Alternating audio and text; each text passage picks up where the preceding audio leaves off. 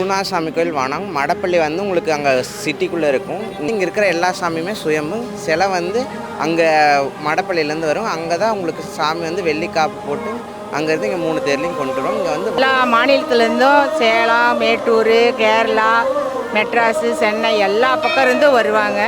இங்கே வந்து கூட்டமெல்லாம் மாட்டு கூட்டம், குதிரை எல்லாம் பார்த்துட்டு இங்கே வந்து கிடா வெட்டி, கோழி எல்லாம் வெட்டி சமைச்சு சாப்பிட்டு போவாங்க. வந்து வதம் செய்கிறதுக்காக குருநாதர் இங்கே வந்தது. வீரபத்திரருக்கு ஆப்போசிட்டில் பார்த்தீங்கன்னா உத்திண்ட முனிவர்னு ஒருத்தர் இருப்பார். அவரை வந்து வதம் பண்ணுறதுக்காக இங்கே வந்தது. 13, 14, 15 3 நாளுமே இங்கே திருவிழா நடக்கும்.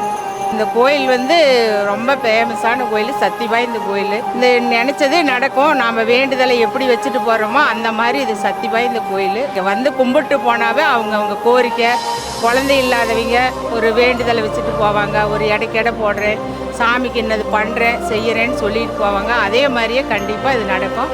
சக்தி வாய்ந்த கோயிலுங்க. எல்லா மாநிலத்துலேருந்து வருவாங்க. நல்லா ரொம்ப நன்றி.